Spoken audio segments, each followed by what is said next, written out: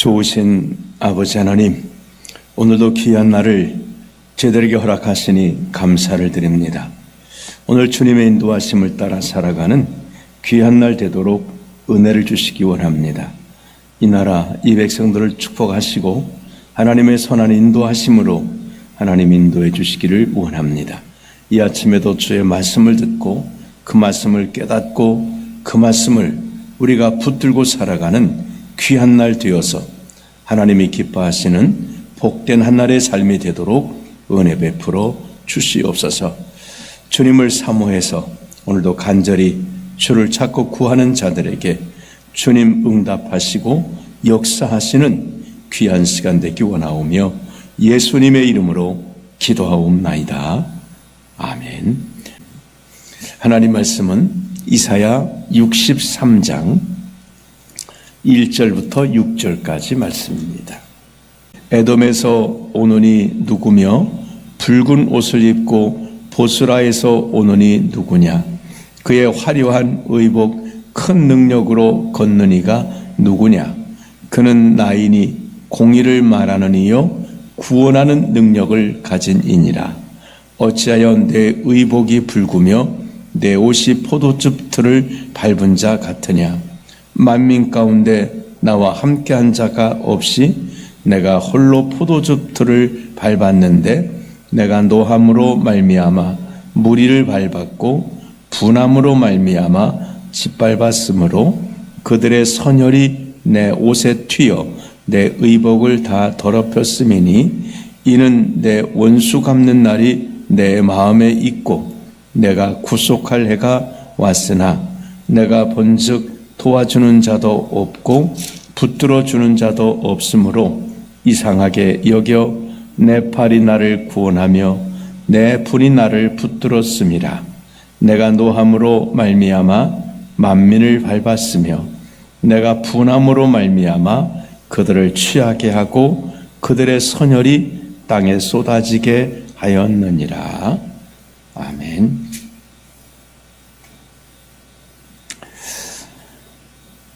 오늘 말씀은 이제 예수님께서 심판하실 것을 말씀하시는 그런 내용입니다. 오늘 말씀은 이제 그 선지자가 묻습니다. 그러면 하나님이 그 질문에 대해서 답을 주시는 이제 그런 구조인데, 먼저 묻습니다. 1절에 에돔에서 오느니 누구며 붉은 옷을 입고 보스라에서 오노니 누구냐?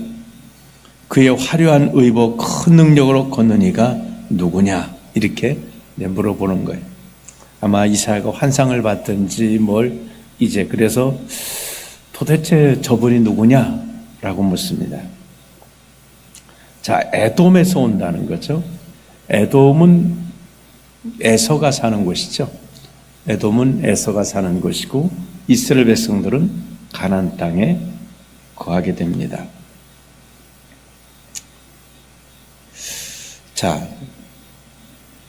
그러니까 에돔은 어찌 말하면 이제 이런 의미입니다. 에돔은 본래 에서를 말하는 것이고 에서가 장자의 권리를 가지고 하나님의 축복을 받아야 되는데 그가 장자의 명분을 아주 경홀히 여깁니다. 장자의 명분을 별거 아니라고 생각해요. 그리고 그는 하나님의 은혜 없이, 그러니까 장자의 명분은 하나님의 은혜를 받을 수 있는 권리와 같은 것입니다. 그거를 소홀히 여깁니다. 그는 늘 그리고 활과 창을 가지고 살아갑니다. 그래서 이삭이 그를 이제 하도 울면서 축복해달라고 야곱에게 다 하나님의 은혜 축복을 뺏기고 하니까 이삭이 축복하잖아요. 너는 하늘 이슬에서 뜨겠고, 그러니까 하나님의 은혜 없이 살고 너는 칼을 믿고 생활하겠고 그랬습니다. 칼을 믿고서. 그러니까 하나님을 믿지 않는 사람은 칼을 믿고 사는 사람이에요.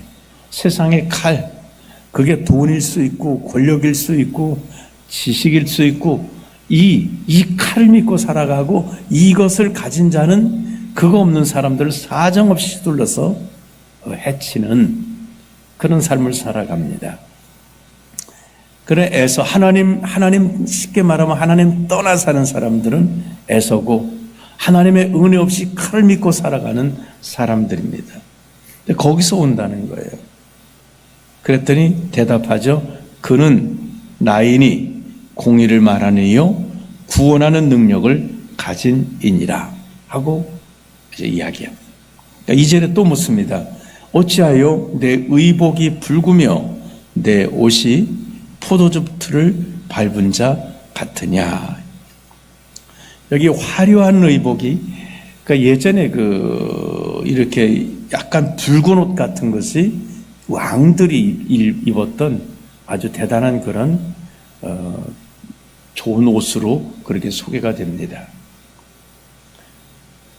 그런데 옷이 붉다는 거예요. 그런데 붉은 옷에 포도주 틀을 밟은 자 같다. 그러니까 포도주 틀을 밟다 보면 어떻게 될까요? 포도주가 터져서 이제 옷에 이렇게 묻게 되잖아요. 그러면 붉은색, 포도주의 그 붉은색이 옷에 다 묻어 있는 것 같다는 거죠. 그랬더니 대답하죠. 3절에 만민 가운데 나와 함께한 자가 없이 내가 홀로 포도주 틀을 밟았는데 내가 노함으로 말미암아 무리를 밟았고 분함으로 말미암아 짓밟았으므로 그들의 선혈이 내 옷에 튀어 내 의복을 다 더럽혔다. 그러니까 심판은 그러니까 포도주 틀을 밟았다는 말이 그 심판을 말하고 있습니다. 마치 포도주가 터져서 그 포도즙이 이렇게 터져 나오듯이 그런 심판하는 마치 옛날에 그 전쟁을 하면 피를 흘리게 되듯 그런 모습을 말해주고 있는 것입니다. 요한계시록 14장 18절부터 보면 예리한 낫을 가진 자를 향하여 큰 음성으로 불러 이르되 내 예리한 낫을 휘둘러 땅에 포도송이를 거두라. 그 포도가 익었느니라 하더라. 천사가 낫을 땅에 휘둘러 땅에 포도를 거두어 하나님의 진노의 큰 포도주 틀에 던지매. 그러니까 그 포도를 거두는 것 혹은 포도를 밟는 것 이걸 심판으로 성경은 상징하고 있습니다. 아마 그게 가장 근접하게 옛날에 이제 전쟁이 나서 칼을 휘둘러서 사람이 몸을 상하면 피가 쏟아지듯이 그렇게 포도송이들을 밟으면 그 붉은 포도즙이 터지는 것을 그런 심판의 모습으로 성경에서는 소개하고 있습니다. 4절에 보면 이는 내 원수 갚는 날이 내 마음에 있고 내가 구속할 해가 왔으며, 그러니까 원수 갚는 날과 구속하는 날이 같은 거예요. 하나님의 백성들은 구속하시고 구원해내시고 그 다음에 원수들 하나님의 은혜를 떠나 사는 사람들은 심판을 받게 된다는 것입니다. 자, 5절에 보면 내가 본즉 도와주는 자도 없고 붙들은 자도 없으므로 이상하게 여겨 내 발이 나를 구원하며 내 분이 나를 붙들었음이니라.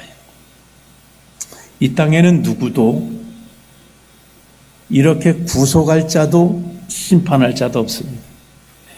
오직 예수님만이 우리를 구원하시고 또 세상을 심판할 수 있는 유일하신 분이십니다.